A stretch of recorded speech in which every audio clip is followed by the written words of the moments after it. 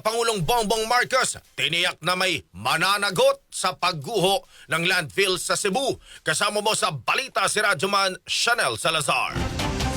RMN Live Reports! Tiniyak ni Pangulong Ferdinand Marcos Jr. na may mananagot sa pagguho ng landfill sa Balamban, Cebu na ikinasawi na hindi bababa sa 20 katao. Ayon sa Pangulo, kumikilos ang pamahalaan upang tiyakin ang pananagutan, kaligtasan at malinaw na investigasyon sa insidente. Patuloy din ang search and rescue operation sa lugar. Kasabay nito nagpaabot din siya ng pakikiramay sa mga pamilya ng nasawi. Sinimulan na niya ang pagbibigay ng burial assistance at iba pang tulong sa mga apektado.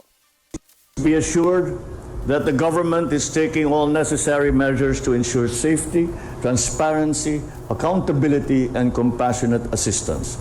Burial support and other forms of aid are now being directed to those who have been affected by this tragedy.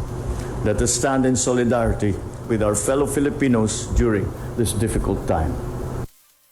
Nanawagan naman ng panalangin ng Pangulo para sa mga biktima at tiniyak ang tuloy-tuloy na suporta ng pamahalaan. Bago ang kanyang talumpati sa aktibidad sa Cebu, nag-alay ang Pangulo ng ilang minutong katahimikan bilang paggulita sa mga pumanaw.